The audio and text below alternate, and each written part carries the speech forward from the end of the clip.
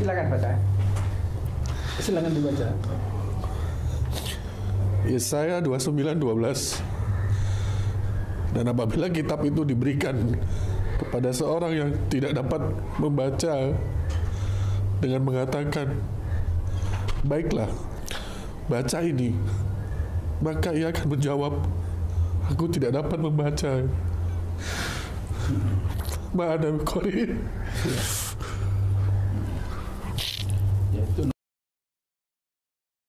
Serangan untuk melemahkan bahkan upaya untuk menghancurkan kekristenan sedang berlangsung, di mana fitnah olokan bahkan sampai tindakan fisik pun terjadi.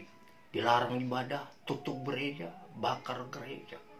Karena itu kita tidak perlu heran, saudara-saudaraku, karena apa yang tertulis dalam Alkitab akan digenapi, seperti ayat dalam Matius pasal yang kelima ayat 10 sampai 11. Berbahagialah orang yang dianiaya oleh sebab kebenaran, karena merekalah yang empunya kerajaan surga.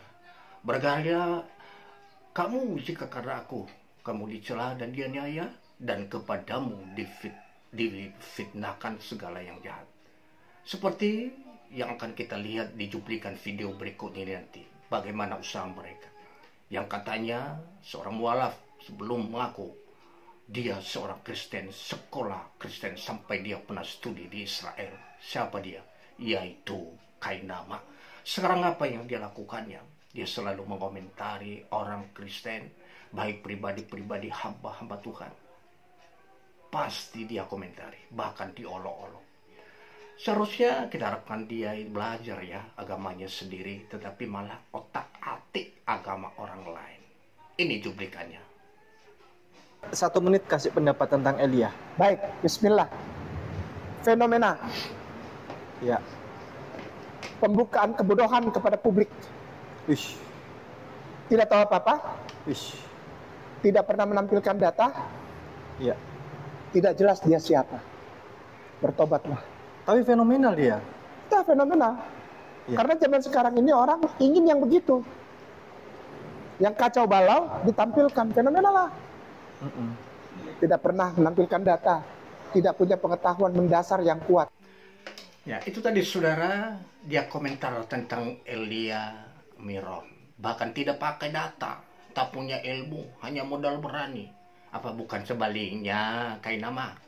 Anda ngomong tidak pakai data, coba sekali lagi bro Kainama. Perhatikan, tonton Elia Miron. Kalau sedang mempertanggungjawabkan iman kekristenan kepada orang-orang yang bertanya. Tentu umat Islam. Dia jawab pakai data bro. Tentu tidak pakai referensi dari kitab lain. Dia pakai Alkitab doang.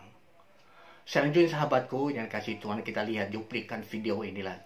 Tentu Anda yang simpulkan. Ini begini.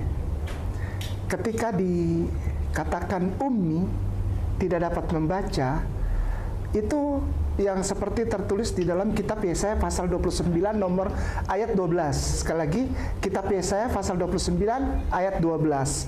Di situ dikatakan bahwa ketika kitab itu dibukakan dan malaikat itu berkata kepada seseorang pria itu, bacalah, ikro. Lalu laki-laki itu menjawab, aku tidak dapat membaca. Bukan masalah baca dan tulis secara hurufiah manusia, tapi sejak 600 tahun sebelum Rasulullah lahir dikatakan bahwa tidak bisa membaca adalah kitab yang dari Allah. Yesaya spasi 29 tanda bagi 12. Tanda bagi itu titik 2. Titik 2 ya, titik 2. Yesaya spasi 29 titik 2 12.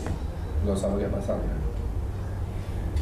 Nah, boleh baca dulu. Berarti itu nubuatan untuk Nabi Muhammad. Ya, mari kita baca.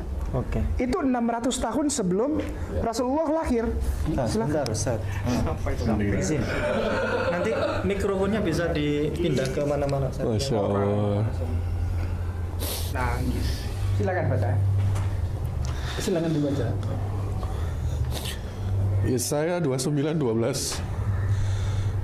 Dan apabila kitab itu diberikan kepada seorang yang tidak dapat membaca, dengan mengatakan, Nggak baca dulu, baiklah, baca dulu. baca ini. Tanya dari belakang. Maka ia akan menjawab, Jangan copot. aku tidak dapat membaca.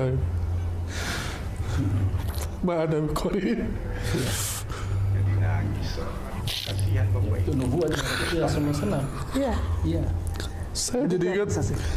ketika Jibril datang. Ya, Nah, ini jawaban Rasulullah. Ada di Yesaya. ada. Yesaya itu jaraknya 600 tahun sebelum Rasulullah lahir, yaitu tahun 571 Masehi. Nah, kita tepuk tangan aja lah. Nah, ini parah ilmunya. Saking hebatnya kebohongannya orang bikin nangis. Ini akibatnya orang yang waktu jadi Kristen yang dia belajar hanya doa makan. Ya, saudara, kita biasanya 29 sampai 16 termasuk di situ kan. Perikopnya bangsa yang buta. Begini kalau copot aja. Baca dulu bro semua. Apa maksud perikop tersebut. Yang keliru lagi. Fatal banget. Ya saya hidup kurang lebih 1500 tahun sebelum Masehi. Bukan 600 tahun sebelum Muhammad. Ini parah. Coba Nah, perhatikan.